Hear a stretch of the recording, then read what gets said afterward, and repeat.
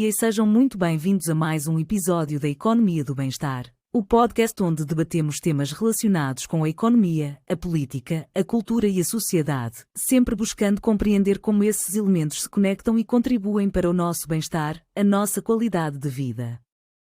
Todas as semanas estamos aqui a discutir aspectos da economia do bem-estar, aplicações do muito dinheiro que gastamos para melhorar as nossas vidas.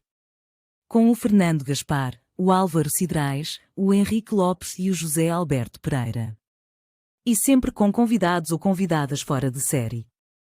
Tão fantásticos que até se disponibilizam para aturar estes 4 numa manhã de sábado. Antes de passar a palavra ao Fernando, queria só recordar que o podcast pode ser visto em direto na nossa página do Facebook, Economia do Bem-Estar. Pode até colocar as suas perguntas se estiver a assistir em direto. Ligue as legendas, se não for conveniente usar o som. Mas também pode assistir em diferido no YouTube, no Instagram ou no Facebook. Pode até ouvir apenas o áudio no Spotify ou ler a transcrição no nosso site. Ajude-nos a fazer chegar este podcast a mais pessoas, clicando no botão que diz seguir ou subscrever ou a partilhar. Para receber e-mails semanais com o link para o podcast, envie-nos uma mensagem em qualquer destas plataformas. Então, pegue na sua caneca de chá e vamos embarcar nesta viagem. Começa lá a trabalhar, Fernando. Obrigado, Catarina. Bem-vindos a todos.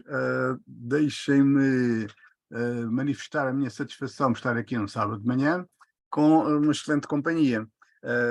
Bem-vindo Álvaro, que hoje podes estar connosco. Não temos o Henrique e o Zé Alberto Pereira pelas piores razões, infelizmente, problemas de saúde e de funerais, portanto, coisas pouco recomendáveis, e por isso não podem estar connosco. Mas nós estamos com eles. E temos connosco duas convidadas especialíssimas, a Mariana Neves, a Cristina Santos, uma economista e uma designer, que se disponibilizaram para neste sábado de manhã vir falar connosco. Obviamente, uma economista e uma designer, só podíamos falar de envelhecimento e de soluções de habitação colaborativas, assim. Antes de começarmos, eu queria só pedir desculpa pela escolha do título para esta semana. Foi péssimo. Depois é que me apercebi que aquele título que eu fiz foi péssimo. Não devíamos falar de envelhecimento saudável, porque quer dizer, só envelhecemos quando estamos vivos. Se depois de morrermos, o envelhecimento já não é bem uma preocupação. Portanto, devíamos se calhar falar mais em viver saudável, ou vida saudável, uma coisa assim. Mas isso são as minhas questões filosóficas. Deixem-me só então, dar-vos as boas-vindas. Toda a gente tem som e está bem disposto? Muito bem. Sim. Ótimo, ainda bem. Então, como eu estava a dizer, a Cristina é economista, fez toda uma carreira como profissional de marketing em empresas, acima de tudo empresas de produtos de consumo. E depois houve uma altura qualquer que deixou-se disso e resolveu fundar uma cooperativa de solidariedade social chamada Lado Bom. Uma mudança sobre a qual seguramente nos vai explicar o que é que lhe deu, o que é que aconteceu. Por outro lado, a Mariana Neves é designer, estudou designer nas melhores escolas em Portugal e no Reino Unido, e agora de repente perdi aqui a minha aplicação. Ok, já está de volta. É uma coisa, eu só estou a apresentá-las ligeiramente por causa deste pormenor sobre o qual não posso deixar passar. A Mariana é a autora do Vitinho. O Vitinho tem um papel muito importante na infância dos meus filhos mais velhos. Não sei se todos os espectadores, se toda a audiência estará consciente de que é que eu estou a falar, porque já foi há muito tempo, mas o Vitinho era aquele desenho animado que, a seguir ao telejornal, se não estou em erro, convidava as pessoas a ir para a caminha. Aí está ele. Aí está eu. Eu ia para a caminha com o Vitinho. Eu não ia, mas levava os miúdos. É uma história até muito engraçada. Como é que ele surgiu? Então começamos por aí, não se importa. Não me importa. Como é que ele surgiu? Na altura, eu tinha 22 anos, estava a trabalhar numa mínima agência de publicidade e fomos convidados a participar num concurso para apresentar uma campanha para o lançamento de um produto novo da Milupa, que queria desesperadamente entrar nas grandes superfícies. Portanto, a Milupa só tinha produtos para bebés que se vendiam em farmácias, que eram os suplementos e os leites e tal, em pó, e teve a ideia de combater o monstro da Nestlé numa área em que só a Nestlé que tinha um produto chamado Nestum, que também só existia em Portugal e no Brasil, não existia no resto Não sabia. Mano, E essas papas tinham dois públicos-alvo importantes, um era a infância e o outro era a velhice, por acaso. As pessoas deixam Nestum quando se tornam adolescentes e depois voltavam quando já não tinham dentes. E também quando as memórias da infância começavam a ter uma importância diferente. Bom, eu na altura já trabalhava como designer em publicidade e propus ao meu patrão uma campanha em que o elo de ligação entre quem compra, quem consome e o produto seria um personagem animado. Elo de ligação esse que seria basicamente emocional, porque de facto os pais é que compram e as crianças é que consomem. E ele disse-me tranquilamente, não faça nada. E eu disse, e para fazer isto eu quero contratar o Zé Maria Pimentel, ilustrador com quem eu já tinha trabalhado antes noutra agência. E quando isto acontece, ele diz, não faça nada, eu vou falar com o João Mendes Martins, na altura diretor-geral da Milupa em Portugal, e depois digo, e volta para a agência e diz, esqueça, a Milupa nunca vai comprar uma campanha desse tipo, eles são alemães e comunicam desta forma, tipo, comunicam da forma para farmácias e queriam entrar nas grandes superfícies. E eu disse, ok, Zé Carlos, e este é um pormenor interessante. Então é assim, eu vou fazer 2 campanhas, essa que você diz, e vou fazer aquela que eu quero. Eu pago ao Zé Maria Pimentel e se a campanha que eu vou propor ganhar, você paga-me de volta. E se perder, eu fico com o personagem. E ele disse, tranquilo. Mas porquê é que isto é importante? Porque isto mostra que já nessa altura, com 22 anos, não só eu era uma grande rebelde e tinha as minhas ideias e era bastante empreendedora. O dinheiro que eu ia pagar ao Zé Maria era o equivalente a um mês do meu ordenado, na altura. Só para ele fazer as ilustrações. Depois desenhamos a campanha toda, vamos a concurso contra 2 grandes agências e a nossa campanha ganha, a do Vitinho, e este é outro pormenor interessante, nunca no início estava nas especificações que eu criei para esta estratégia, nunca deveria ter nome, nem sexo, nem idade. E porquê? Porque nós descobrimos que as crianças até aos 5 anos projetam uma determinada coisa e querem ser parecidos com os mais velhos, as crianças dos 8 aos 12 não querem ter nada a ver com a infância, não querem ser considerados bebés e tal, e tal, e tal. E então o personagem Vitinho não ia ter nome, porque imediatamente dá-lhe o género, e também não ia ter idade, e pôr em Vitinho no nome já o torna mais infantil, e deveria ser apenas o elo de ligação, e as campanhas originais assim o eram, fiéis a estes princípios. Porquê? Porque é que não deveria ter nome? Porque veio a acontecer aquilo que nunca deveria ter acontecido. Ele tornou-se mais famoso do que o produto. O produto chamava-se Milovit, que ninguém se vai lembrar, hoje em dia, e o personagem é que se tornou famoso. E a Milupa perdeu o controle desta comunicação. E então, em termos de marketing, não há nada pior que se possa fazer do que um elemento é mais importante do que o produto que se quer colocar no mercado. o acesso a este personagem deveria ser via produto e foi invertido. Pronto, isto agora são aspectos mais técnicos. Então, como é que há uma designer que faz estas coisas que saem de controle e que faz toda esta carreira na publicidade, mas depois também na concepção de novos modelos de negócios? Como é que depois vem parar a esta área do envelhecimento saudável, da habitação? Porquê? O que é que aconteceu? O que aconteceu foi que nós estamos a falar do tempo da publicidade em que eu trabalhei em publicidade, não havia métricas, havia estudos de mercado pela Nielsen, que falavam em audiências, que era altamente obscuro como eram medidas, porque nós tínhamos televisão analógica e rádio e tal, o máximo que se podia saber era quantos anúncios, quantos jornais se vendiam, quantas revistas e etc. Mas quem via o quê? Eram as métricas, e essas métricas eram muito questionáveis. Então, o nível de profissionalismo para se compreender e medir impactos de campanhas só se media em termos de vendas de produtos. Só que publicidade não se resumia só a produtos, resumia-se a muitas outras coisas.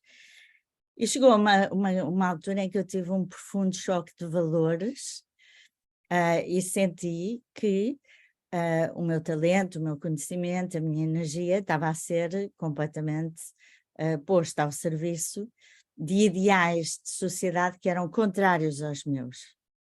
É quando eu começo a perceber-me que, ok, nós estamos a ser resumidos a 2 papéis na vida enquanto cidadãos: ou somos contribuintes e pagamos impostos, e essa é a missão da nossa vida para alguns stakeholders que têm muita influência, ou somos consumidores e a nossa missão na vida é consumir. Tanto uma como a outra, para mim, são aberrações porque não têm nada de humano e não são centrados no propósito de vida e o que andamos aqui a fazer. Então, é nessa altura que eu digo, isto é um disparate autêntico e eu não vou continuar. Além disto, as decisões daquilo que se põe cá fora, em vez de serem decisões conscientes, decisões com, por exemplo, considerando os impactos na sociedade, quando a Unilever decide pegar na Maria Lourdes Modesto e fazer refeições prontas, toda a gente sabia isto a longo prazo vai ter grandes impactos na sociedade, as pessoas vão deixar de compreender o que comem, como comem, até de questionar o que está dentro de uma embalagem e vão ser seduzidas, não faça nada disto, apenas compre uma embalagem, leva para casa e põe no forno. Não havia micro-ondas nessa altura, estavam a aparecer e toda a gente questionava se íamos morrer de cancro com os micro-ondas nessa época. Então, eu tenho este grande choque de valores e disse, eu não vou compactuar com isto tudo, salto fora. Estou 1 ano à procura de o que é que iria fazer e depois crio uma empresa de jogos educativos, percebendo que o pilar fundamental está na educação. Essa foi depois uma viagem completamente diferente, também muito interessante. Porque andou a criar jogos educativos quando ainda não havia internet, quando a internet não estava generalizada. Como é que se fazia jogos sem internet? Explica lá aos mais novos que eles não sabem. Já nessa altura, na nossa vida, praticamente, o mundo era simples e praticamente tudo era tangível. Vivíamos no mundo das coisas, a economia das coisas, cria-se valor produzindo, criando coisas e etc. Depois havia áreas mais... Deixa-me só perguntar-te uma coisa, estás a falar de que ano? Mais ou menos. Olha, quando eu comecei a empresa de jogos educativos? Sim. 1989, 89. O Vitinho em 1984. Foi a criação. 85? Não estava longe. Pronto. Então, como é que se fazia isso? Eu tive envolvida no desenvolvimento de novos produtos, sim, dos jogos educativos, mas eu trabalhei muito tempo, primeiro como representante em Portugal e distribuidora de jogos educativos do mais alto nível pedagógico em Portugal, mas que vinham de França e depois mais tarde da Escandinávia e depois da Alemanha e etc. Como é que se fazia tudo? Como é que nós geríamos um negócio a nível... Deixe-me insistir, como é que as pessoas, se não havia internet, como é que as pessoas faziam download de uma app? Como é que... Não existia internet, não existia downloads, nem apps, nem nada dessas Então, coisas. como é que compravam um Os jogo? jogos de tabuleiro. Olha, uma coisa muito interessante, é por essas alturas que o Instituto de Apoio à Criança, com a Gulbenkian por trás, lançam uma ideia a nível, uma ideia transformadora de criar ludotecas pelo país fora. E o movimento das ludotecas também já estava a emergir noutros países, nomeadamente em França, Reino Unido e tal. Em Portugal, um dos grandes impulsionadores disso foi o professor Carlos Neto, grande da Faculdade de Motricidade Humana, o grande embaixador da ideia de brincar e de aventura e etc., no desenvolvimento das pessoas. O que é que já se fazia em pré-escolar, em jardim de infância, que é um sistema educativo e pedagógico oposto ao da primária, onde tudo é fluido, é o desejável, é o ultimate. Se toda a nossa vida continuasse como foi as fundações de jardim de infância, nós tínhamos uma sociedade de pensadores e de atores muito mais completos. Então, nessa altura, eu apercebo-me que através do lúdico, através do jogo, nós podíamos desenvolver todas as competências, desde a matemática, à motricidade, à linguagem, à socialização, à criatividade, etc, etc. E apaixono-me por esta área. Então, criei uma empresa de pernas para o ar, em vez de, primeiro fui sozinha e depois em vez de ir contratar vendedores e marketeers, Cristina, contratei uma equipa de educadores de infância que conheciam profundamente o trabalho das escolas, dos jardins de infância, e em conjunto nós começámos a fazer iniciativas com as escolas.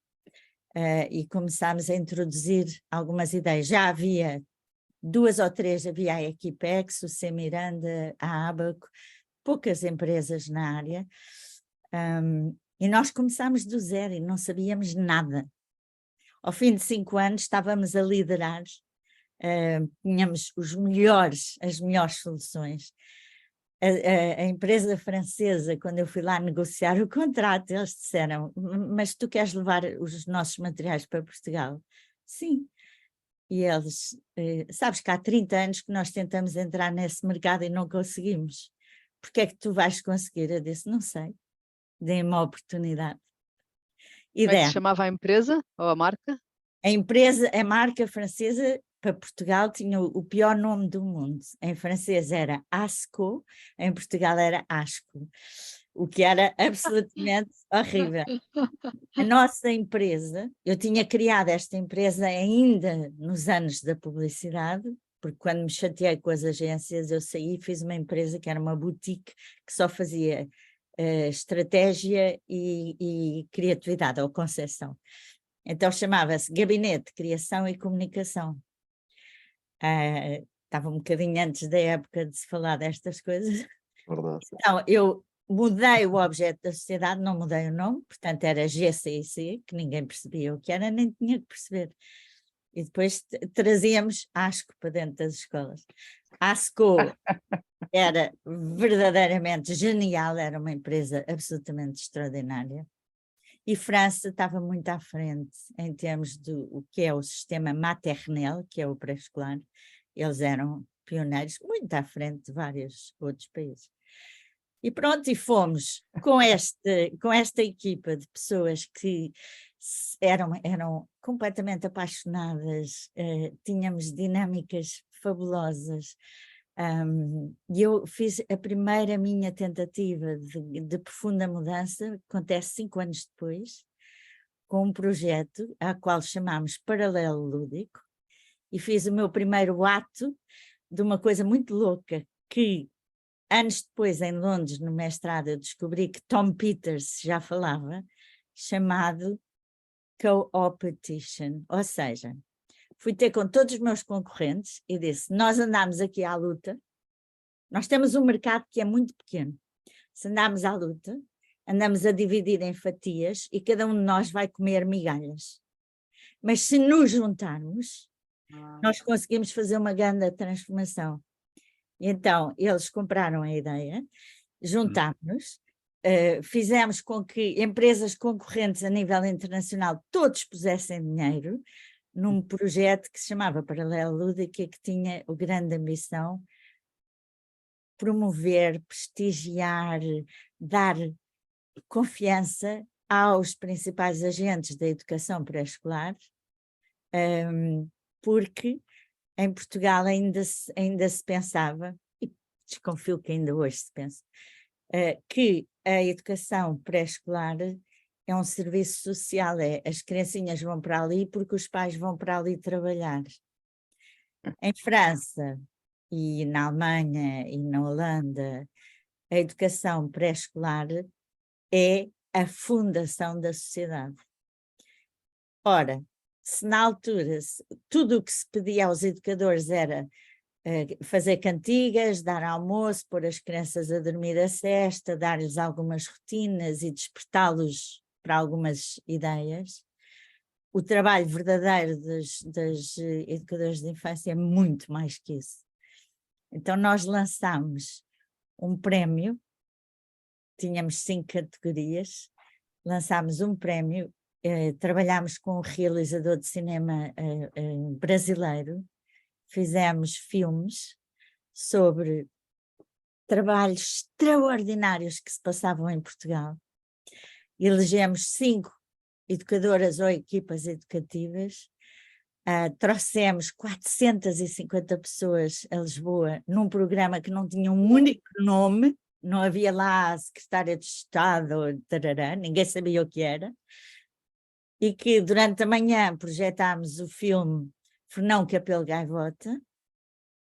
Depois tivemos um debate das grandes mensagens dessa obra, que é para mim fundamental, e durante a tarde projetámos um filme que se chamava Fernão Capelo Gaivota, 25 anos, onde está, 25 anos depois, onde está, e depois trouxemos aqueles casos, depois fomos para o RITS, tivemos uma iniciativa como os Oscars, para atribuir estes prémios.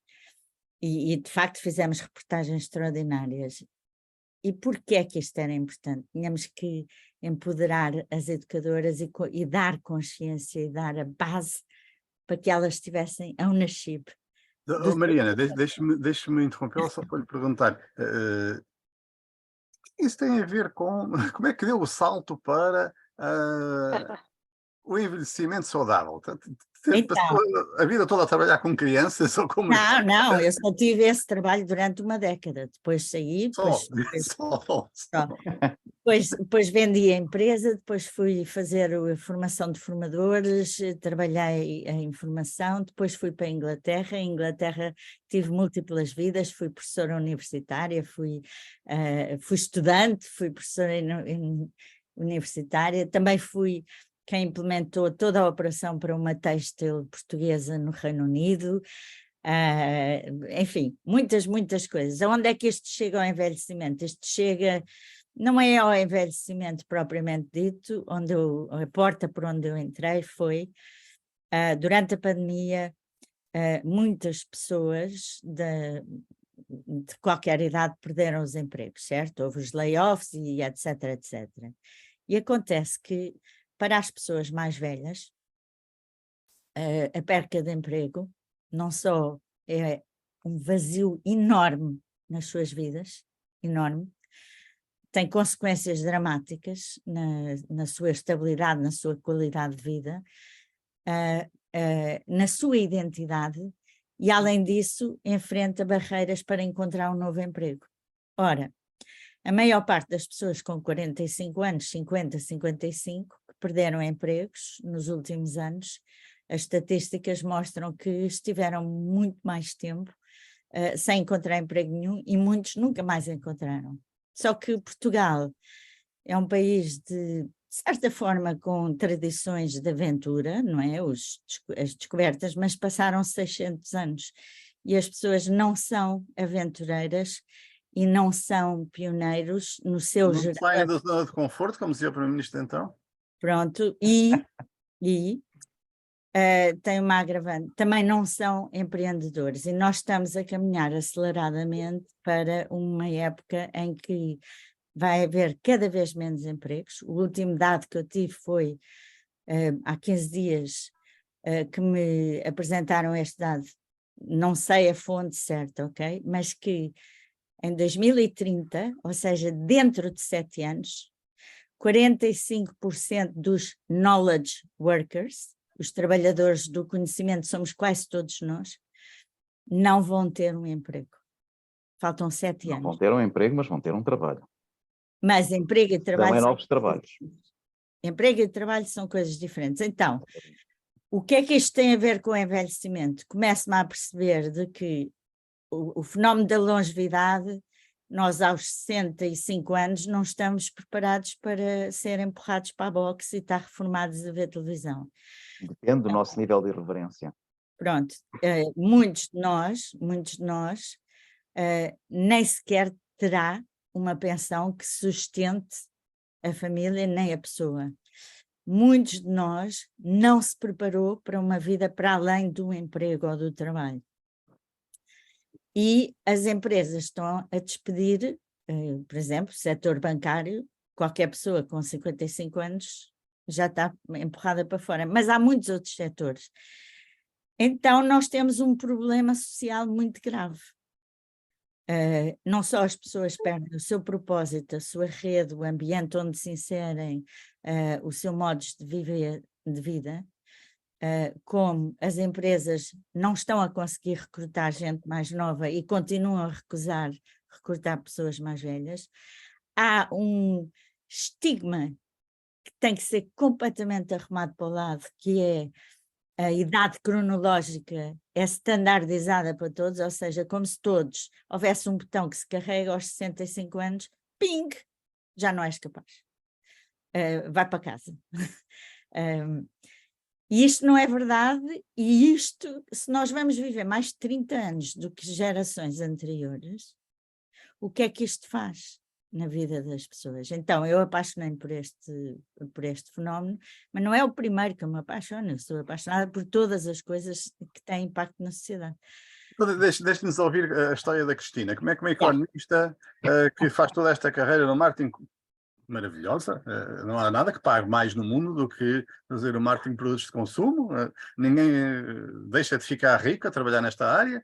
Como é que depois, de repente, o que é que se passou para de repente deixar-se disso e vai criar uma cooperativa de solidariedade social? A sério. Faz hoje um ano. Estamos de parabéns. É Parabéns. hoje mesmo o dia de aniversário. Passou-se sobretudo a pandemia, foi o empurrão. Mas passou-se uma fusão que derivou num despedimento coletivo e eu saí nessa senda. E tal como diz a Mariana, na altura também já tinha 43 anos, estava de alguma forma próxima desta idade crítica em que é difícil de reingressar novamente no mercado de trabalho, mas além disso eu acho que também, olhando retrospectivamente, eu também já queria mudar de vida. Foi um bom pretexto, foi um bom empurrão. Pronto. Portanto, visto-me cá fora depois de uma pandemia que foi bastante dura, ficar em casa com as crianças, teletrabalho, teledoméstico, telescola, tudo, de repente, quando me dão um empurrão, pensei, pronto, ok, agora vou respirar fundo e vou fazer outras coisas com mais significado, porque tal como a Mariana, também tive assim algum choque de valores nos últimos anos nas multinacionais. São empresas espetaculares, são escolas de marketing, escolas de vida, não é? Aprendi muito, sou muito grata e realmente eu, como disse no início, eu estudei economia e nunca trabalhei em economia, portanto, costumo dizer que fosse uma economia a fingir, porque eu depois fugi para a área do marketing, da gestão, e acho que fui mais feliz nessa área, portanto, eu fui atrás dessa parte mais pragmática, mais gira, focar nos produtos, de criar, tal como a Mariana também me dava muito gozo de lançar produtos novos, fazer as campanhas, portanto, não era eu a criativa, mas trabalhava com os criativos, não é? Portanto, E essa parte gostei imenso, foi muito gira. Mas realmente chegou ali uma altura que essa questão do consumismo e de sermos mais um número e das empresas se calhar não pensarem tanto no bem-estar dos seus colaboradores e mais na faturação, também me começava a dar assim um bocadinho a volta ao estômago e então decidi que, pronto, não, quero mudar de vida. O envelhecimento, eu acho que sempre fez, lá está, nós começamos a envelhecer quando morremos, quando nascemos, aliás, paramos quando morremos, mas eu tive a sorte de crescer com as minhas avós e, portanto, tinha os meus pais também presentes, mas as minhas avós eram assim aquele porto seguro, aquele colinho especial, aquelas que me ouviam, que me aturavam, que me davam mimo e gostei muito desse conforto, dessa sabedoria, dessa experiência e dessa tranquilidade que transmitem os mais velhos, porque já passaram por isto e já têm outra forma de relativizar as coisas. Ai filha, não te preocupes, isso vai passar, está tudo bem, e qualquer coisa às vezes que eu dizia à minha avó, eu em pânico, e ela, não, mas não te preocupes, olha, isso também aconteceu à tua mãe, ao teu pai. Eu, sério, a pessoa acha que só connosco é que acontece, não é? Portanto, todo esse saber, essa experiência, acho que faz falta trazê-la ao mundo. E as minhas avós, lá está, também no fim das suas vidas, eu costumo dizer avós porque eram mais mulheres, os homens foram-se todos, partiram mais cedo, mas tinha uma avó que ainda está viva, tem 92 anos e vive sozinha e está ainda ótima de saúde, e tinha outras 3 avós que eram uma avó e 2 irmãs que viviam sozinhas. E elas viviam realmente em habitação, um conceito de habitação colaborativa. Uma cozinhava, outra limpava, a outra ia às compras, cada uma tinha o seu papel e pronto, e entendiam-se, mas cada uma tinha o seu cantinho e discutiam, mas eram felizes as 3. E viveram assim até aos 90 e poucos anos, até que uma começou a não conseguir já fazer a vida normal, começou a ir para a cama, depois esta parecia um efeito dominó, pá, e em 3 meses estavam as 3 acamadas, já ninguém saía da cama, precisamos de arranjar alguém para lhes ir cozinhar, precisamos de arranjar alguém para as cuidar, portanto foi muito complicado, foi assim muito depende, mas tivemos que arranjar uma solução, porque em casa ela já não conseguia, pusemos uma pessoa em casa, mas era muito complicado, e depois fazer as noites, eram 3, também não é fácil, né? E nós todos, eu trabalhava, a minha irmã nem sequer estava cá na altura, e o meu pai também trabalhava, portanto era complicado de cuidar, e então tivemos que arranjar um lar para elas irem.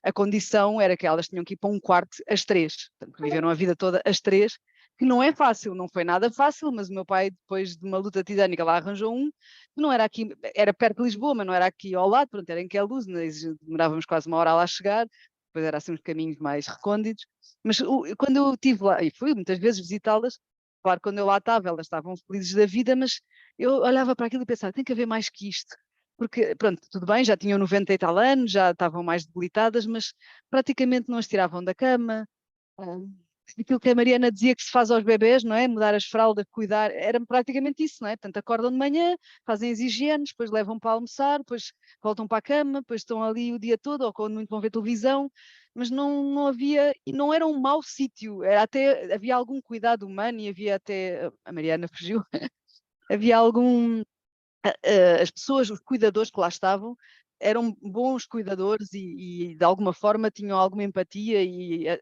não era um mau sítio, mas na verdade por falta de recursos, por falta Então de deixa-me tempo. fazer aqui a ponte em relação ao que vocês fazem, usando esse exemplo. Ajude-me lá a perceber, então, o que é que isto adianta para a nossa vida? O que é que isto interessa para a nossa vida e para a vida de quem? É para quando as pessoas chegam para aí aos 70, 80 anos, nessa altura que se devem preocupar com isso. Não, não, não, não. Isso é uma boa provocação, mas assim como nós começamos a pensar quando os nossos filhos nascem, o que é que vamos fazer quando eles crescerem, o que é que vão estudar, o que é que vão para a universidade, devemos também começar a pensar na nossa vida muito mais cedo. É a nossa vida. Eu faço isto, eu costumo dizer, faço isto para a minha avó de 92 anos, para a minha mãe que tem 69, para mim, que eu daqui a nada estou lá. E, portanto, todos nós temos que ir pensando e precaver, e como economista, não é? Sei que há que ter aqui uma questão de gestão também de recursos financeiros, humanos, todos eles, não é? Que são escassos, e que temos que ir modelando e utilizando da melhor forma e pensando como é que eu vou depois fazer isto acontecer, não é? E, portanto, esta questão da habitação colaborativa lá está, surge por essa experiência também que tive na primeira pessoa com as minhas avós. Eu percebi que elas, no seu espaço, na sua casa, eram muito mais felizes, mas precisavam de apoio. E essa é que é a questão, porque as pessoas muitas vezes estão nas suas casas, mas depois estão sozinhas e não têm quem as ajude. E se eu estivesse num espaço onde se eu quiser, fecho a porta e estou na minha privacidade, que é muito importante, isso mesmo num lar não se tem, não é? Elas estavam as 3 O que está a no dizer não é mesmo muito quarto. animador, porque o perfil do idoso português é mulher, que vive É, sozinha, é. e que não tem amigos. Tem, Porque os pode homens ter, ainda deve. os homens idosos ainda vão jogar à sueca para o parque à tarde. As mulheres não. Não, olha que isso Estou era de outra enganado? geração. É? Os que vêm aí, os novos, a minha mãe, por exemplo, e a minha sogra são dois bons exemplos. Uma tem 69 e outra tem 78. Não param quietas. Têm muitos amigos, andam sempre a passear de um lado para o outro. Cada uma está na sua casa ainda, mas lá está, tanto uma como outra estão, por exemplo, em casas alugadas. Tanto uma, a minha mãe, a casa até tem elevador, mas, por exemplo, a da minha sogra não. O que começa a ser algum impedimento, por exemplo, há pouco tempo teve que fazer uma prótese, uma intervenção para pôr uma prótese no joelho e depois para subir e descer as escadas é uma complicação, não é? Ela é uma mulher super corajosa e fez a fisioterapia toda que tinha que fazer e já desce e sobe e faz tudo. Mas ainda assim é um desafio, não é? Pronto. Mas pronto, tanto uma como outra são dois bons exemplos de pessoas super dinâmicas que Mas eu se formaram, esqueci-me mas não desse pararam. pormenor, deixe-me interrompê-la, esqueci-me desse pormenor relativamente ao tal perfil do idoso português, mulher que vive sozinha, sem amigos, e vive em casas que não estão preparadas Ora bem, para as pessoas isso é desta uma idade, com realidade. problemas de Isso é uma mobilidade. realidade. Sim, O sim, que é sim. que, o que é que a habitação colaborativa, o que é que os vossos trabalhos podem contribuir, desculpa, para melhorar isto? Precisamente focar nessa reabilitação das casas para que estejam preparadas, para que as pessoas consigam envelhecer, o tal aging in place, que não tem que ser na minha casa onde eu vivi a vida toda. Tem que ser num espaço que eu considero casa, não é? Em inglês eles dividem a palavra house de home, não é? Portanto, eu quero uma home. Um lar. Infelizmente em português a palavra lar podia ser essa, está muito conotada com um asilo, não é? Não é isso que quero. Portanto, eu quero estar numa casa, num sítio onde eu me sinta bem, confortável, tenha privacidade, ou seja, eu posso estar sozinha, eu não me apetece estar com ninguém, mas quando eu abro a porta tenho pessoas, tenho amigos, tenho ajuda, tenho aquilo que eu preciso. E isso pode ser conseguido nesses espaços de habitação colaborativa, que infelizmente ainda não são reconhecidos como uma resposta social em Portugal. E isso é algo que nós também andamos a fazer algum lobby. E eu acho que já começa a haver alguma abertura mesmo a nível governamental para abrir essa porta, mas falta alguma coragem política para o fazer, mas é preciso porque realmente os lares neste momento em Portugal respondem a 2,5% das pessoas que existem idosas. E estamos a falar existem neste momento 2.400.000 idosos. Portanto, não há respostas para essas pessoas. Não é para os lares. Algumas têm que ir. Mas e as outras? O que é que fazem? Não é? Portanto, temos que arranjar múltiplas respostas alternativas mais fáceis de conseguir, mais pragmáticas e respostas a estes novos idosos. Nós temos aqui uma discussão com a palavra velho. Eu pessoalmente não a adoro, mas a verdade, pronto, nós vamos todos para velhos e eu hei de ser também, mas nós podemos falar da tribo dos mais experientes, por exemplo. É como nós chamamos aqui a nossa intervenção, queremos intervir para a tribo dos mais experientes, trazer essa experiência toda aqui para dentro, não é? E essa questão da experiência pode fazer diferença também, porque nessas casas que nós imaginamos, nessa habitação colaborativa, não é um espaço onde a pessoa está passiva e que alguém toma conta dela, não. Essa pessoa pode e deve participar, não é? Essa pessoa pode ainda dar muito à sociedade daquilo que fez a vida toda. Porque se eu fui professora a vida toda, se eu fui contabilista, se eu fui, sei lá, informática, se eu fui o que seja, eu posso trazer esses conhecimentos para a comunidade e ajudá-la também. Portanto, esse intercâmbio, e lá está, e fazer com que as pessoas não sejam as tais mulheres sem amigas. Não, não, não. Vão ter muitas amigas e amigos, não é? Eu, por exemplo, esta semana achei curiosíssimo, nós fomos dar uma espécie de uma aula, uma conversa muito animada numa universidade sénior. E o grupo eram 19 mulheres e um homem. O senhor estava ali perfeitamente à altura, falou que se fartou, mas realmente é um desafio, porque realmente é quase tudo mulheres. E havia lá uma outra senhora que dizia: eu admiro muito aquele senhor, porque o meu marido não quer estar aqui. Ele vem para aqui, mas o meu eu não consigo trazer. Portanto, realmente, às vezes, isso que as mulheres são mais isoladas, na nova geração eu acho que não é bem assim. Acho que até os homens, se calhar, ficam mais na sua zona de conforto e as mulheres mais velhas acabam por sair mais da toca e ir fazer algum tipo mais de Isso parece-me animação comunitária, um digamos assim. fator particularmente importante. Todos os estudos que conheci ainda esta semana, assisti à apresentação de mostram que o principal predictor, o fator que nos permite mais precisamente prever a esperança média de vida e a esperança média de vida saudável das pessoas são as ligações sociais. Exatamente. E isto feito com estudos com grandes amostras não é que eles saibam explicar porquê, não há uma relação causal demonstrada, mas há uma correlação evidente. As pessoas mais isoladas ficam doentes mais depressa e morrem mais cedo. Claro que sim. Portanto, esse é um fator fundamental. Aliás, isso era uma coisa que me fazia um bocado de confusão. Como é que em Portugal o que se vê são os idosos, os homens a jogar as cartas, têm amigos, mas quem vive mais tempo são as mulheres. Atenção que os homens não têm amigos, hein? Têm relações sociais, não quer dizer que sejam amigos. E essa é uma Mas diferença. é isso que faz a diferença. Em termos de análise psicológica, e tem-se, por exemplo, o Seligman trabalhou bastante essa questão. Nos Estados Unidos tem-se andado a fazer investigação interessante longitudinal, aquilo que define quais são os fatores essenciais da longevidade e da felicidade das pessoas.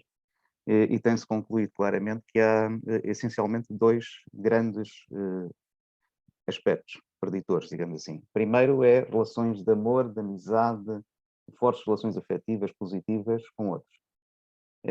E os homens nem sempre criam isso.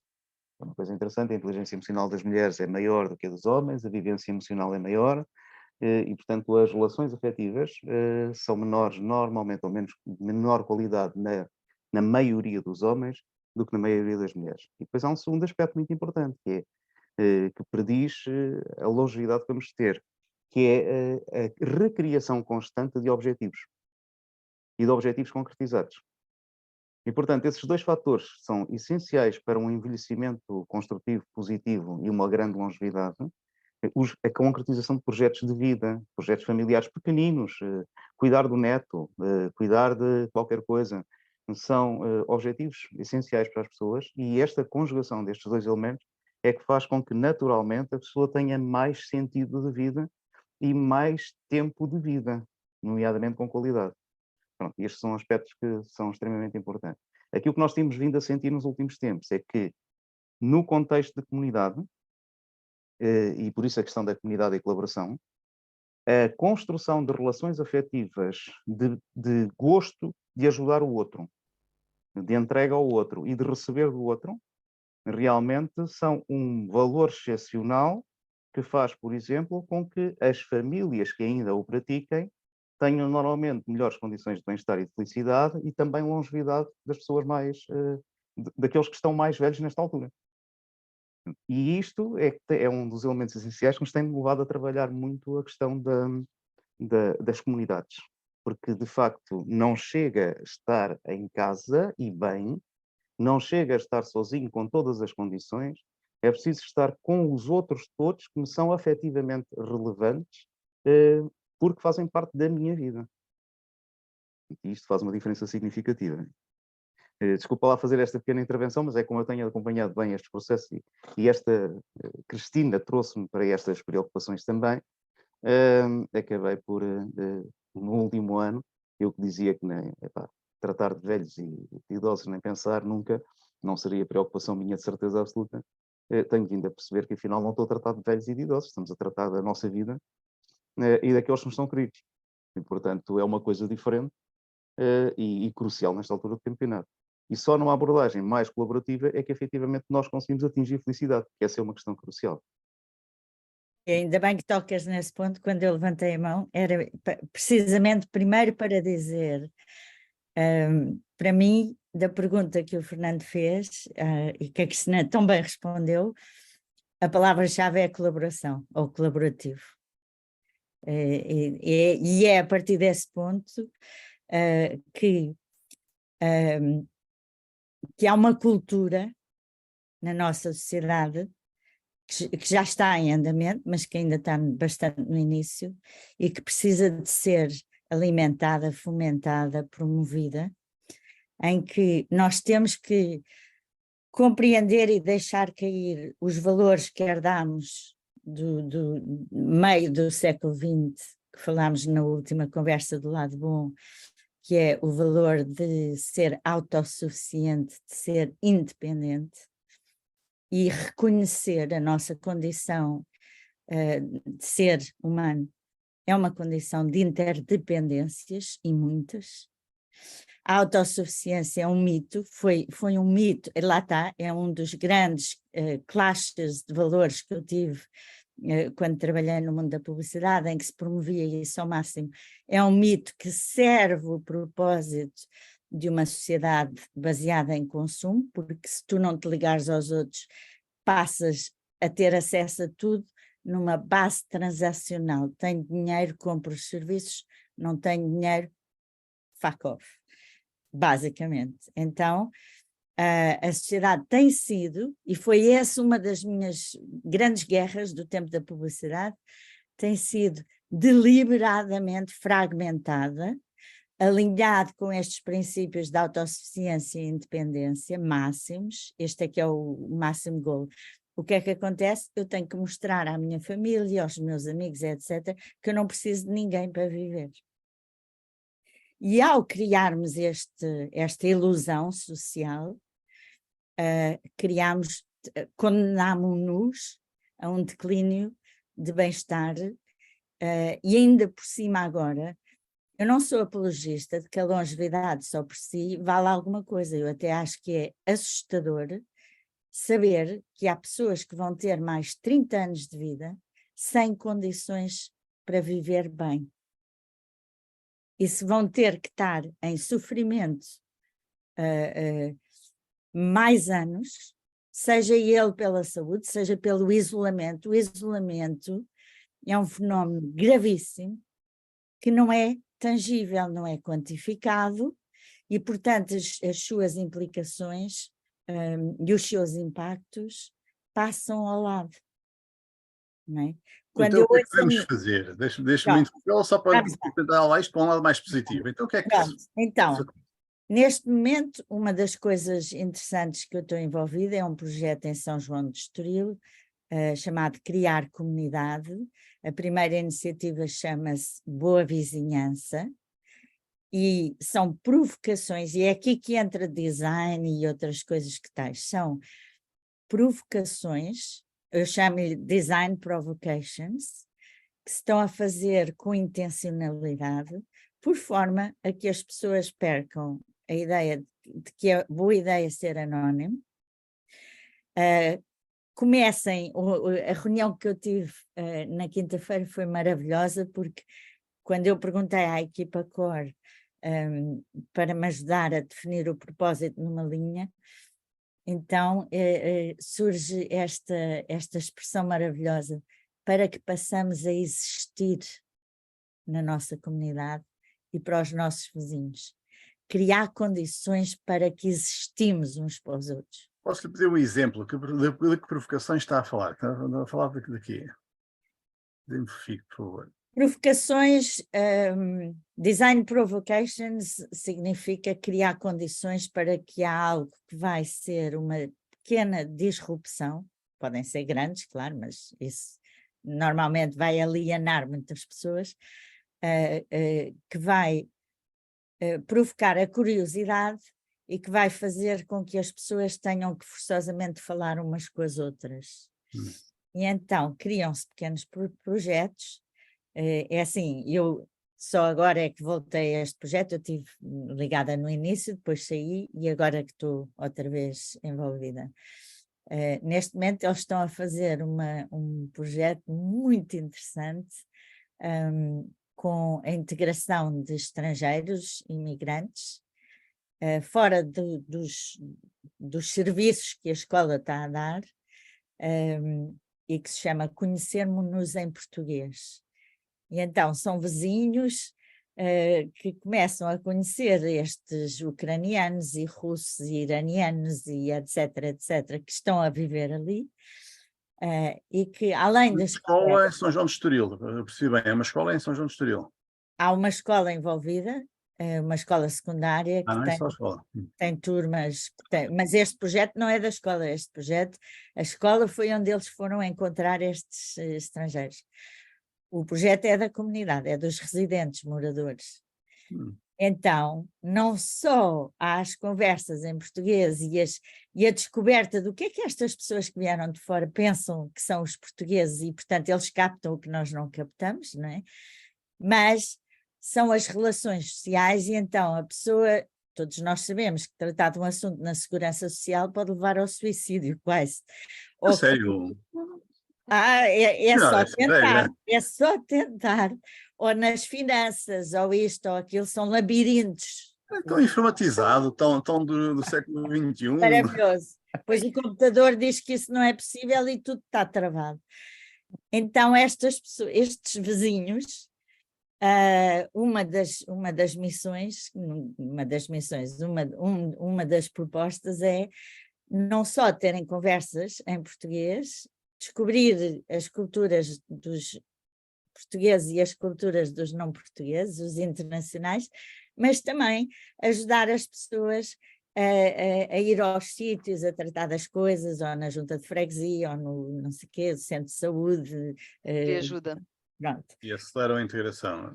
Ora, o importante aqui é como é que se criam estas condições, e esse é o meu papel agora nesta nova etapa do projeto. É criar estas... Eu posso mostrar um mini-filme de uma coisa que fiz em Bangor, que vai mostrar um bocadinho isso. Se é um mini-filme, pode. É um minuto, é um mini-filme. Isto foi um projeto que eu fiz quando fui fazer o mestrado. Tem que partilhar o som do do vídeo. Ok. E que tive compartilhar som. Não sei o que é que eu fiz agora. Novo compartilhamento. Ai, meu Deus, que desastre. Compartilhar som e perdi. Vejo alguém que partilha os meus problemas. Não, é que teaser é este. Pronto, compartilhar som. Eu já explico o que é que vamos ver.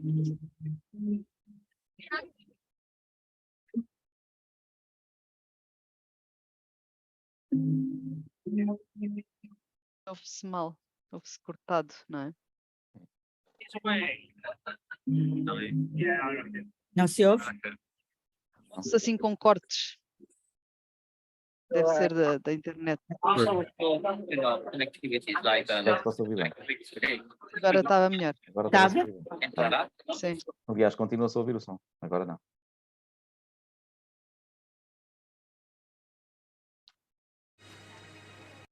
Vejam lá se está melhor.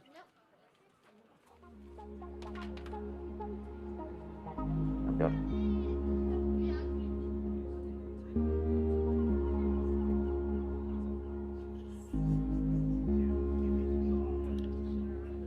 Acho que tens que ir traduzindo, tens que ir contando a história. Já vou. Este é um minuto, eu já explico.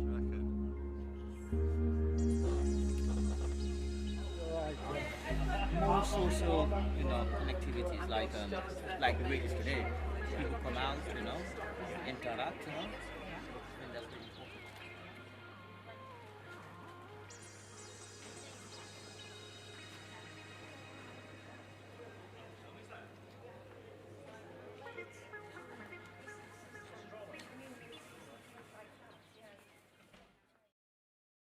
Ok? Então, o que é que nós vimos aqui? O grande problema era o declínio da rua comercial. No Reino Unido, as cidades têm o High Street, que é a rua comercial, e o que nós procurávamos era envolver a comunidade local e descobrir o que é que as pessoas pensam. O trabalho normal que se faz é fazes um inquérito e vai-se para a rua fazer perguntas e tick the box. A Design Provocation que eu criei para isto foi, o centro comercial deu-nos as janelas de uma loja que estava vazia, contratei 4 artistas visuais, pusemos no topo um título a dizer: tens algum sonho para a rua comercial? O que gostarias que acontecesse? E fomos para lá, pusemos um grupo de nós a atrair pessoas, depois as pessoas começaram a vir, depois eram famílias e crianças, e a provocação era: desenha ou conta a este artista o teu sonho e nós desenhamos. E durante 3 dias fomos criando histórias, entrevistando as pessoas. Temos um arquivo extraordinário, um relatório fabuloso de quais eram estes sonhos. E isto foi uma forma de fazer o envolvimento. Isto é um design provocation. Porquê? Os sonhos vivem na cabeça das pessoas e ninguém tem acesso a essas ideias. Por enquanto. Ao Sim. colocar visíveis, ao dar visibilidade, isto gerou conversas. Ao gerar conversas, isto gerou envolvimento. Quando este projeto acabou, algumas pessoas vieram ter connosco e disseram: nós não sabemos nada do que se está a passar na High Street. E o que acontecia era que havia cafés que tinham ópera lá dentro, outros tinham concertos de música e muitas outras coisas. A Catedral tinha começado um projeto em que faziam concertos, mini concertos à hora do almoço.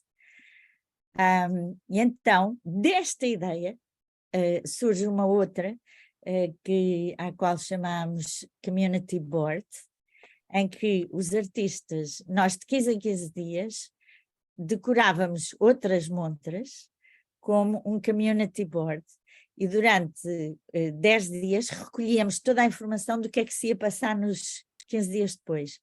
Isto podia ter sido posto nas redes sociais, mas sabem que mais? Os mais velhos não iam ao Facebook, os mais novos já não vão ao Facebook, nem toda a gente tem esta paixão pelas redes sociais e de passar lá o tempo, e ao dar visibilidade na própria rua, as pessoas começaram a vir de propósito àquele sítio, saber o que é que se estava, qual era a curadoria, o que é que se estava a fazer. E isto, mais uma vez... Criaram uma rede social, ou voltaram às redes sociais pré-smartphones. E o facto de uma loja ou de um restaurante ou de não sei o que ver que outro estava a fazer uma coisa levou a que eles também quisessem fazer. E que a própria High Street se tornasse num palco de relações sociais, que foi no início, no passado. Era também, e desculpa interromper, e há bocado o Fernando perguntava como é que as coisas, como é que se poderia mudar, não é? E eu acho que tem começado pequeninos com a história de não sermos ensinados só a competir, porque nós na escola somos ensinados a competir. É o não é? colaborativo, Nós começamos... Cristina, é o colaborativo. Não, mas para colaborar tens que perceber que colaborar é bom e que não tem mal nenhum, porque eu posso fazer umas coisas, tu fazes outra e conseguimos os dois crescer. Não é? Não tenho que competir, eu não tenho que ser melhor que tu, eu tenho que fazer contigo para sermos os dois melhores, não é? Mas isso não se ensina nas escolas. Há aquela ideia, aquele conceito que eu passei na conversa de Lado Bom, que foi maravilhoso quando alguém me disse isto. Portanto, o capital financeiro é um capital de escassez, não é? Eu dou-te €1, tu dás-me €1 e cada uma de nós vai para casa com €1. O capital criativo é um capital de abundância. Eu dou-te uma ideia, tu dás-me uma ideia, cada uma de nós vai com 2 ideias para casa, ou 3, ou 4, ou 5, ou 10, porque elas se multiplicam. Essa energia dessa troca, que são outras formas de capital, humano, criativo, etc., nós temos de trazer isso de volta. E há formas de o fazer, Isto que a Mariana está a dizer são coisas que também, felizmente, estão a ocorrer em Portugal, em vários sítios não comunicados. Eu dou-te exemplos muito concretos. José Carlos Mota, em Aveiro, tem feito trabalhos participativos espetaculares deste tipo. Tem participado, não tem feito. Isto não se faz, isto participa-se, desenvolve-se, colabora-se. Alguns eventualmente dinamizam, por vezes há outras coisas que acontecem, por exemplo, aqui em Lisboa, o Tiago Mota Saraiva e toda a volta ali do Intendente, o Quartel, por aí fora, têm feito também coisas muito interessantes deste tipo. A Liliana Madureira anda a brincar com as bicicletas por vários contextos nacionais, desde lá de baixo de Tavira até Peniche, por aí fora, processos muito giros de mobilização das pessoas. Portanto, diz? Sim, bicicletas? Sim. A levar as pessoas, olha, baseado muito no Carlos Neto também, nas questões da motricidade, da brincadeira, do levarmos os miúdos desde pequeninos a experimentar o seu corpo como elemento do desenvolvimento, e criatividade. E, portanto, estas coisas realmente existem e estamos também a ter uma outra abordagem hoje em dia, muitíssimo interessante, que a Mariana Dias dizia que temos de ser capazes de construir, que é destruir os guetos de velhos. assim como destruir os guetos de novos, assim como Exato. destruir os guetos de... E, portanto, Destruir os guetos. é exatamente isso. Destruir Eu os acho guetos. que temos que tirar os rótulos que são artificialmente postos, porque nós entramos numa cultura que tudo tem que ter um rótulo. Então fazem-se personas, por exemplo, no mundo design, personas. Eu não sei se a Mariana está a perceber-se que está a dizer que a culpa disto tudo é do pessoal do marketing. Eu não sei se está a perceber Não, isso e se a não, Cristina não. está a gostar. Eu não estou. Fernando, Não, não dos só, designers, não é do marketing, é dos designers. não só, eu Está bem, acho, assim pode ser. não só eu nunca ponho culpas, nem gosto dessa cultura do blaming, como em Inglaterra se faz muito blaming and shaming. Não só eu não gosto de culturas de culpas, nem atribuir culpas, eu acho que nós vivemos em contextos, existem origens, estudei-as bem, percebo o fenómeno, mas acho que vivemos em contextos que já não nos servem. É como aquela pessoa que tinha uma t-shirt maravilhosa aos 5 anos e acha que aos 45 anos pode vestir aquela t-shirt. Não pode, não cabe. E nós somos os 45 anos que ainda quer a t-shirt dos 5 anos. Não cabe. Então temos que olhar para o mundo de outra forma, temos que descobrir outras coisas, temos que nos aventurar e ter permissão, porque eu também não acho que haja especialistas que vão salvar o mundo, ou que, assim como está nas mãos de nós. Também há outra questão que se tem que ensinar nas escolas, que é que falhar não é necessariamente mau, e que não temos que ser logo com uma questão, há bocado estás a dizer, Portugal não é um país, já foi se calhar mais empreendedor. Eu quando decidi montar, criar o meu negócio, ai que horror, cuidado, e agora, e como é que vai ser? É um bicho-papão, não é? Portanto, nós temos que aprender, ok, se este negócio correr mal, eu faço outro, e depois posso fazer outro, desde que aprenda com os erros. Mas isso também não é ensinado na escola. Cristina, vou Nós interrompê-la. ensinamos Na escola e na família, desculpa, o na maior família, inimigo, sim, o maior na educação. inimigo desta Vou transição verdade, interrompê-la verdade. só é a para, família. só para sublinhar as palavras da Cristina, porque podíamos desenvolver aqui um outro programa só sobre esse assunto, mas realmente Portugal não é um país. Nesta altura, as estatísticas mostram que não é um país com pouca atividade empreendedora, pelo contrário, há mais de uma década que em todos os estudos aparecemos no topo dos países da União Europeia como dos que têm maior percentagem da população ativa envolvida na criação de startups ou na gestão de startups criadas nos últimos 2 anos, e isto tem sido consistente na última década. E depois, eu continuo a ouvir-vos a dizer que nas escolas portuguesas não se ensina a colaboração, e que não se ensina essa coisa de o falhar pode ser bom. Então o que é que eu ando a fazer há tanto tempo? As minhas cadeiras de empreendedorismo é sobre isso, quer dizer, isto é 90% do que eu faço durante o ano letivo, e tentar passar essas ideias. Portanto, não sei se é verdade que nas escolas não se ensina. Uma Diga. coisa é o conhecimento e é falar-se sobre as coisas. A outra coisa, já o Drucker dizia, culture, it's strategy for breakfast. O contexto e a cultura é bem mais poderoso do que as intenções, o conhecimento, o ensino. Não é, e por isso eu estava a chamar a atenção à Cristina, as escolas, atenção. Não, e as famílias, tens toda a razão. Toda a razão. Cultura na nossa sociedade é contrária àquilo que tu estás a referir enquanto ensino. E estas estatísticas, Portugal e as startups, etc., há que desconstruir isso com quais são os indicadores que estão a ser utilizados. Nós temos uma cultura aversa à mudança, totalmente aversa. Mas há alguém que não tenha, há alguma cultura que não seja. O ser humano alguma vez deixa de ser avesso à mudança. Olha, basta isto. A Cristina estava a tocar na questão de eu vou fazer o meu negócio, se falhar eu faço outro. Não foi? Muito bem. Nos Estados Unidos, empreendedorismo fazes o teu business plan a 3 meses no princípio. E depois fazes a 1 ano. E depois fazes bababá. Na Europa, na altura, falava-se um business plan no mínimo são 3 anos. No Japão, 30 anos. Ok? O que é que isto nos diz? Há poucas consequências quando se falha muito rápido, mas a cultura nos Estados Unidos permite que tu começas uma coisa, dá bronca, dá erro, começas outra, dá bronca, dá erro, e tens um ecossistema que te apoia a fazer isto. Na Europa, e nomeadamente em Portugal, tu vais à falência e estás feito, congelam-te a conta bancária, começas a ter problemas por tudo o que é lado, queres aceder a não sei o que, já não podes porque tens aquela dívida ou Fica aquele com uma cruz na problema. testa, não é? Pronto. Aquele é o que falha, não é? No Ah, Reino Unido não é como aqui. E o Reino Unido tem feito, durante os últimos 30 anos, a inovação passou a ser estratégica, não são 10 anos, mas mudaram muita coisa.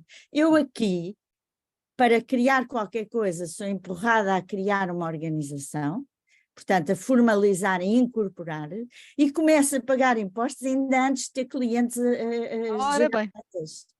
Desculpa, isto não é favorável a empreendedorismo nenhum. No Reino Unido, até tu faturares 50.000 libras, não tens que fazer declarações, não tens que incorporar nada, não tens que ter número fiscal, não tens que ter nada disso. Nem pagas impostos.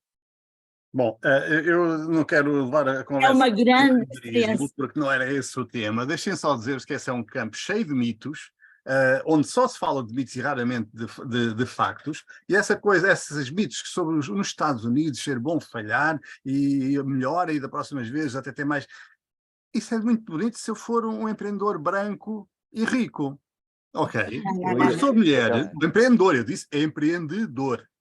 Se eu for mulher de cor e não tiver uma família com meios financeiros, da próxima vez eu vou criar uma empresa, mas é no Panamá ou no fim do mundo, nos Estados Unidos não, ok? Os mitos aqui são em toda a parte. Mas Deixa-me podemos dizer- voltar a falar do envelhecimento. Não, mas olha, deixa-me só dizer uma coisa gira que tenho verificado em alguns contextos, que é a maior parte do empreendedorismo mais radical, mais criativo, mais extraordinário, eu tenho conhecido em muitos contextos de bairros sociais. Uhum.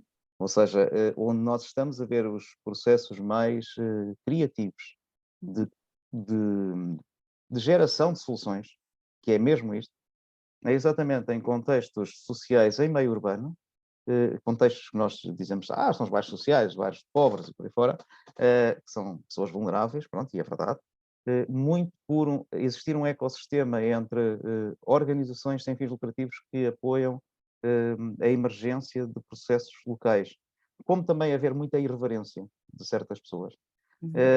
E, portanto, isto produz qualquer coisa. E outro contexto muito interessante é exatamente no meio rural, que nós normalmente valorizamos, onde se encontram em vários sítios poderes de inovação muito interessantes. Isso tem tudo a ver com os incentivos, Álvaro. Porque o que é que leva as pessoas a criar empresas? É porque pagam menos impostos? É porque contam umas histórias bonitas? Ou é porque precisam?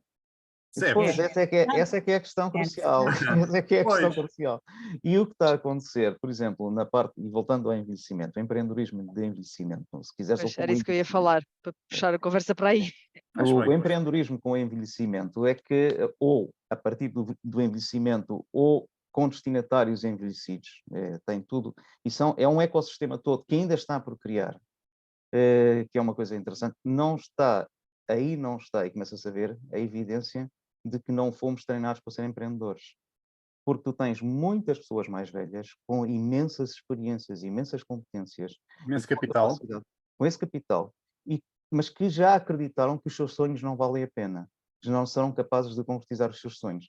E nós, enquanto sociedade, não temos exatamente aqueles contextos que permitem que esta pessoa faça o seu pequeno projeto de 3 meses, de 2 meses, de 8 meses. Não tem que ser criar uma empresa, não é? Não tem que ser criar um negócio de milhões. Pode ser uma coisa pequenina, mas ter alguma rede de apoio. E é isso que nós também queremos dar com o nosso projeto, é dar um bocadinho essa rede de apoio, esse empurrão, esse conforto a quem quer fazer um projeto pequenino e que não tem que passar por ter milhões para investir ou ter que pensar a fazer um plano a 10 ou 20 anos. Não, pode ser um projeto mais pequeno. E desse depois vem outro, depois vem outro, depois vem outro, e pode ir fazendo trial and error, não é? E Então, isso é, sim, este projeto tem muito para andar. Este projeto de criar comunidade, a pessoa que pôs a ideia cá fora e é o grande motor que isto aconteça, é uma pessoa muito especial para mim, já trabalhei com ela desde há 40 anos para cá, em vários, chama-se Luísa Beltrão e faz 80 anos daqui a uma semana ou 2 semanas. A Luísa há 15 anos atrás ou 20 anos atrás, foi ela quem lançou a ideia de fazer outro projeto de inovação social chamado Pais em Rede, para o empoderamento das famílias de pessoas com deficiência, e criou núcleos pelo país inteiro. Tinha na altura 60 anos, ou 65 talvez. O projeto que eu fiz em Londres para eliminar a fome, a pobreza alimentar e o lixo alimentar, foi cofundado por mim, pela Lottie, que tinha na altura 80 anos, e pelo Chris, que tinha 50 e poucos. O Chris reformou-se da BBC, ele foi diretor de arquivos, foi diretor de 400 pessoas, para se dedicar a projetos de impacto e causas. Nós fizemos uma revolução antes da palavra excedente alimentar ser configurada na lei. Eu fui ao Parlamento, ao Houses of Parliament, na consulta que eles fizeram para construir a nova legislação. E nós tínhamos membros da nossa equipa com 20, e a grande investigadora das ideias era uma pessoa de 80, e tudo que estava pelo meio. Isto para dizer, não é tão difícil ativar as pessoas, os recursos que temos, para que elas acreditem nos seus sonhos, nos seus direitos, nas suas novas formas de viver. É difícil desconstruir o contexto e a cultura onde estamos. Isso também foi uma grande lição que eu aprendi nestes anos todos, que é, não há nada mais difícil do que mudar um sistema do qual nós dependemos. Não existe. É mesmo muito difícil. Só que temos que acreditar que é possível. A questão é, deixamos os egos de lado. Porque é que estamos a fazer o que estamos a fazer? E mergulhamos e abraçamos essa cultura colaborativa. E este é caminho que se faz, não acontece, não vem num livro que a gente lê e no dia seguinte o mundo mudou, não é? É muito mais profundo. Mas pronto, há por isso. Mágica, não? É preciso mesmo trabalhar e é preciso mesmo tempo, é isso? É mágico. É É mágico porque eu acho que é a essência de nós todos.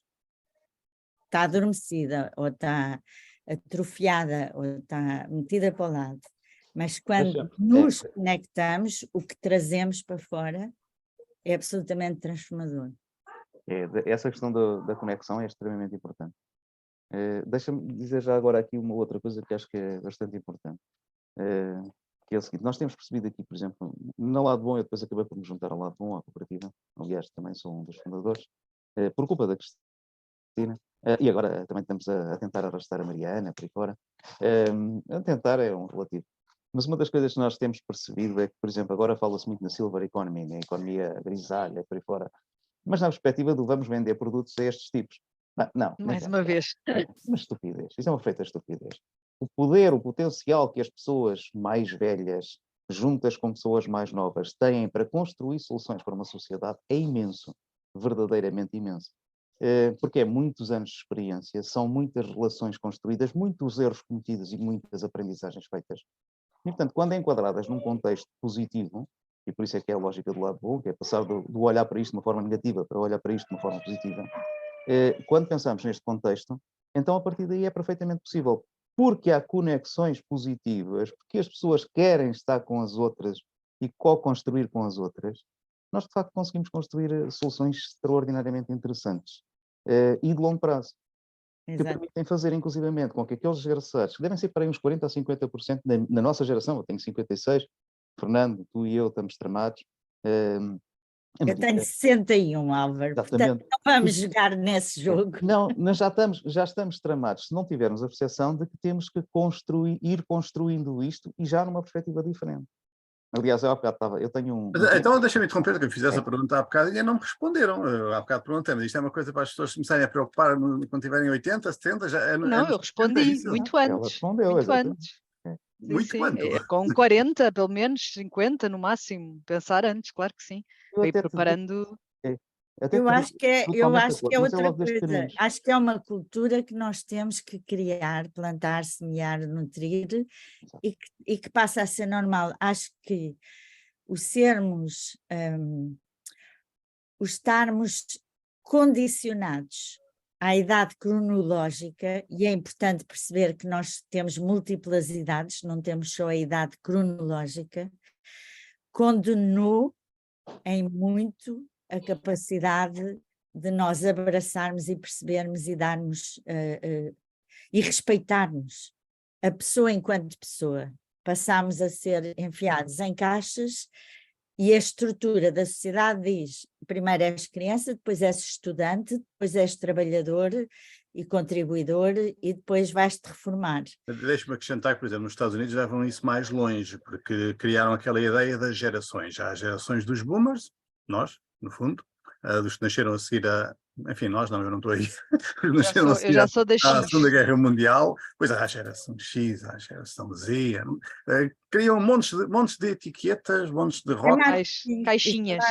Pois lá está a Mariana outra vez a dizer que a culpa é tudo da pessoa da marca. Repara, tu agora tens uma indústria de profissionais, vai ao LinkedIn e procura, e eu até te posso enviar um estudo que foi feito no Reino Unido, em como tudo isto é falso. Aliás, as pessoas nos anos 60 foram muito mais ambientalistas e muito mais preocupados e lutadores por uma sociedade justa, ambientalmente positiva, etc., do que são estes novos. No entanto, isso não vem... Mas, se tu fores ao LinkedIn, agora há uma categoria profissional de consultores e consultoras para ajudar as empresas a conectarem-se com os millennials e os Zs e os Ys e não sei o quê, como se isto fosse uma coisa natural. Não, isto é mais um raças produto. diferentes, É mais um produto. Mas Nós olha, temos vou-te de mostrar terminar, nós uma temos de coisa. terminar o nosso... Então vamos terminar. Não, mas Quer mostra dizer porque que isso é importante. isto vem de um projeto que tem sido feito nos últimos 8 anos, talvez, que está ligado com aquela coisa que eu fui estudar de design relacional, e que diz, e que tem demonstrado, tem feito testes e experiências e a validação, e tem mostrado que o que é importante aqui acontecer é criar estas duas coisas em simultâneo e em paralelo. Um sistema de participação, o tal ecossistema, e um sistema de suporte, que é a plataforma que permite que esta revolução aconteça. E aquilo que estávamos a falar há bocadinho, eu até queria... Aqui está. Uma plataforma de suporte à vizinhança, à construção da vizinhança, onde as pessoas colaboram e constroem mini projetos, como a Cristina estava a falar, e que são aprovados dentro da comunidade e que são implementados em 7 dias e são testados e com o envolvimento das pessoas. Deixa-me perguntar uma coisa, quando falamos Sim. aqui de comunidade, qual é o papel que as juntas de freguesia, as câmaras municipais têm ou podem ter ou têm tido neste processo? Estou a perguntar isto também porque somos capazes de vir a ter um autarca, ainda não está confirmado, mas devemos ter um autarca connosco numa das próximas semanas, e estou já a querer fazer a ponte para esse episódio. Eu acho que tem um papel crítico. Uma das grandes reflexões que pode acontecer para esta grande transformação é a lógica, o paradigma em que vivem. Portanto, o que é que nós temos hoje? A autarquia e a junta de freguesia estão submetidos a uma lógica de prestador de serviços. Você não faça nada, nós retiramos o lixo. Você não faça nada, nós fazemos por si. E atribuem ao cidadão um papel de ser apenas consumidor ou contribuidor, não ter que fazer nada. Controlado. Pronto. O que acontece é que a autarquia ou a junta de freguesia poderiam já ter como ambição, imaginemos daqui a 20 anos, não existir sequer. Existir fórum de cidadão, existir vizinhança e cultura local suficientemente empoderada para que as próprias pessoas tomem decisões, juntem-se e juntem os recursos. que têm Mariana, para ajudar as tenho que pessoas. interromper para perguntar assim, Mariana, se sabe perfeitamente que o que está a dizer é uma utopia, não existe. Ninguém vai trabalhar para obter como objetivo deixar de existir, deixar de ser necessário. Olha, Não vai Fernando, acontecer. quando nós formamos o Plan Zeros, essa organização para combater a fome e o lixo alimentar em Londres, no nosso manifesto, o nosso desejo era deixar de existir em 10 anos. Deixarem de ser necessário. Neste momento, deixar de existir, extinguir-se, porque os problemas que estávamos a resolver estariam resolvidos. Variam. Ou pelo menos estariam limitados. Neste momento sabemos que não é em 10 anos, mas que pode ser em 20 ou em 30. A questão é, nós estamos neste momento a viver um paradigma em que se inventam coisas para sustentar empregos e trabalhos que já não têm nenhuma razão de existir e as pessoas não estão preparadas para desistir daquele trabalho. A Cristina começou esta conversa... É um excelente lançamento para um novo episódio, claramente. A Cristina começou esta conversa a falar na importância, Cristina e o Álvaro, da reinvenção das nossas vidas. Nós ganharmos este músculo de nos reinventarmos. E o século XXI é uma energia totalmente diferente da do século XX, que era command and control.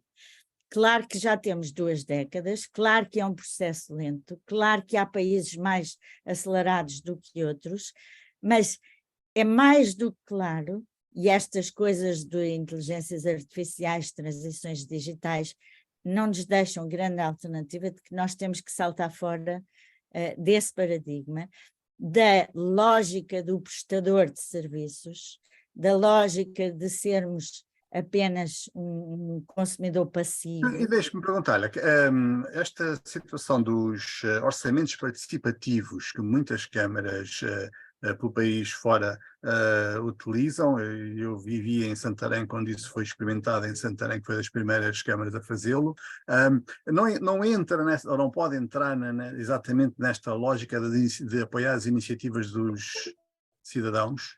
Pode e deve. Qual é o erro? Aqui em Lisboa é que eu conheço melhor e conheço a de Cascais e as duas sofrem do mesmo erro. Faz-se uma cola, as pessoas põem energia e submetem propostas.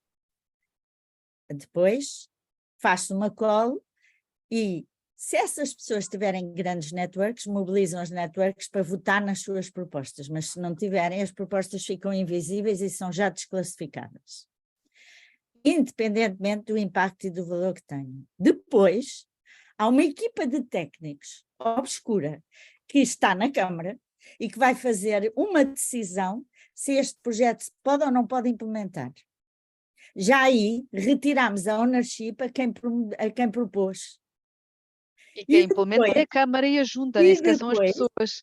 É pior. Não me lembro se vão a uma segunda votação, penso que sim, mas quando vão passar à implementação, a Câmara retira completamente o ownership das pessoas e diz, nós, Câmara, nós tratamos a partir de agora é connosco, a pessoa já não se mete mais. E, portanto, essa lógica destrói o princípio ou a semente de ser uma plataforma participativa e empoderadora das pessoas. Muito obrigado por tantas não dicas. É colaborativa. Atenção, e não é colaborativa, como a Cristina está a dizer, é competitiva. Ou seja, a Câmara decide quanto dinheiro vai lá pôr, a Câmara decide para onde é que vai o dinheiro, a Câmara decide como é que se vai fazer, as pessoas não são envolvidas em fazer, e mais, põem os bombeiros a competir com a escola, a competir com os escoteiros, a competir com os vizinhos, a competir com a ideia do empreendedor, a competir... Isto não tem lógica nenhuma. É um orçamento participativo que não é nada. É um teatro. É um teatro, mas... As transformações fazem-se por etapas e só o facto de já se ter feito já é um passo gigante. Sim. Exatamente. E dá palco... uma boa ideia mal executada. Mal executada. E depois há um problema sistémico no nosso país, que é... no nosso país não, porque isto até no Reino Unido, que eu conheço melhor, é igual, que é... Gera-se a expectativa, mobiliza-se as pessoas e há uma energia criativa que vem ao de cima. e depois desempoderam-se, e as pessoas, no momento em que perdem esta ilusão, vão se tornar cínicos e vão se tornar resistentes ao próximo, porque é, eu, para quê? E isto acontece, por exemplo, as calls for innovation das casas do impacto da vida, das incubadoras, das startups. No final, vão eleger 3 projetos. E todos os outros que demonstraram energia e que até foram lá, e se calhar até foram aos bootcamps e isto e aquilo, e no final não têm a sorte ou o privilégio de ser o projeto eleito, o que é que se faz? Energia desperdiçada. Não há ainda, que eu saiba, uma plataforma que vai buscar todas estas pessoas que já deram provas de que até têm vontade de fazer e que diz, vamos criar aqui condições e tu vais para a frente com o teu projeto. Não ganhaste o primeiro, o segundo e o terceiro prémio, não há problema. Vamos buscar e vamos fazer. É um problema da maior parte destas organizações. Isto acontece um bocadinho em toda a Europa, há inúmeras iniciativas desse género, muitos concursos de ideias e a verdade é que quando selecionamos 3 entre 30, nunca sabemos se vamos deixar de fora 27 fantásticos projetos ou se pelo contrário todos 30 eram uma porcaria e vamos apoiar 3 que não adiantam nada. Mais uma vez, porque estás na lógica competitiva e não na lógica E construtiva. sabes que mais? Era aí que eu ia chegar, exatamente. É que o que faz implementar as coisas e as novas ideias não são as ideias, são as pessoas. E os laços que têm entre eles. E o que os júris avaliam, põem lá se calhar 10% para a equipa, mas o que avaliam é a narrativa que aquela equipa conseguiu construir muitíssimo bem, porque tinham um bom copywriter, um bom marketeer, etc. Estamos ao marketing e à publicidade. Outra vez. É a narrativa que convenceu um júri e não a equipa que está por trás, ou a competência e a vontade e a energia e capacidade de iterar e de lutar contra as barreiras que vão aparecer. E, portanto, olha, na Semana de Empreendedorismo de Lisboa, eu assisti a várias coisas. E sabem o que é que foi assim, a grande facada que eu levei no meu coração? Foi ouvir em vários dos eventos a que assisti dizer que os projetos que estão a ser submetidos hoje em dia são medíocres.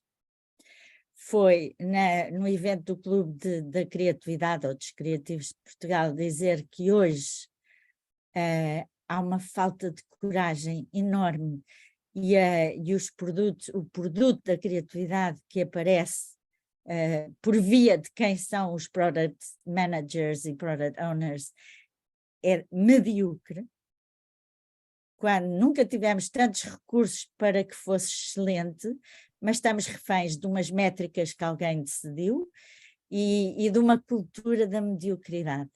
E isso... Mariana, deixe-me, por favor, interromper para acrescentar qualquer coisa que discorda e concorda ao mesmo tempo. O que eu quero dizer é isto. Há 20 anos que conheço este ecossistema, esta coisa dos empreendedores e dos investidores em Portugal.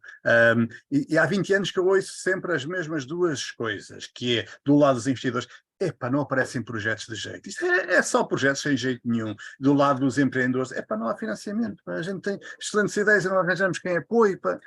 Mas repete-se, nada muda. E dentro destes 20 anos, a verdade é que o ecossistema evoluiu imenso, que hoje há muito mais meios, não só há muito mais apoios para construir bons projetos, como há depois muito mais meios para financiar o desenvolvimento desses projetos. Portanto, há muita gente a trabalhar nisto, portanto, já não devia ser igual. E sabes o que é que disseram num dos eventos?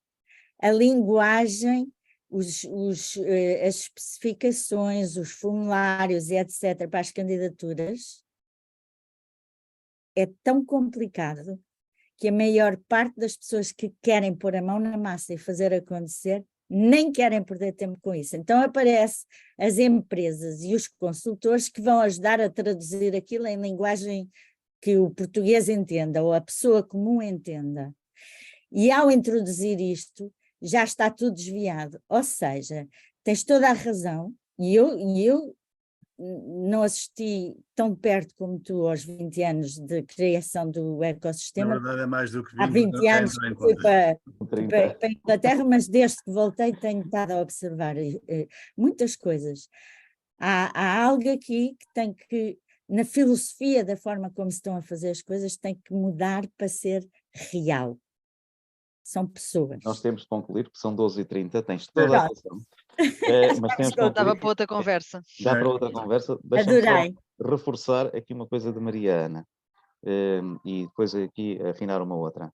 O que a Mariana, o que eu conheço da realidade concreta, e eu trabalho muito e trabalhei muito em intervenção comunitária, desenvolvimento comunitário em bairros sociais, na relação com câmaras e autarquias, é exatamente este perfil que a Mariana está a definir. Infelizmente, isto é assim. Felizmente, depois há pequeninos passos e estamos melhor do que estávamos, sem dúvida nenhuma. E há pequeninos passos e há pequeninos espaços onde acontecem coisas extraordinárias que normalmente não têm esta competência para se venderem junto dos investidores que falam um jargão muito fixe. Pronto. E depois estes processos são manipulados, mais uma vez, pelo marketing. E isto que a Mariana estava a colocar em cima da mesa é muito importante. Porquê? E depois é muito giro, porque eu estava a olhar para nós os quatro e estava a pensar assim, nós de qualquer modo somos designers e marketeers, ou tivemos lá, e portanto nós somos os principais responsáveis, A culpa é juntamente nossa. com toda uma cultura, é verdade, mas é nossa, e depois estava a pensar, mas não é nossa, só nossa, é uma cultura inteira, e isto só sublinha bem e destaca bem o que a Mariana tem estado a dizer, que é, nós temos uma cultura que nos leva claramente a conseguirmos deturpar processos extraordinários das comunidades, altamente colaborativos, para os marketizar de uma forma impressionante, extraordinária, que desvaloriza, descaracteriza e condena quase, ao insucesso em vários casos, processos verdadeiramente extraordinários.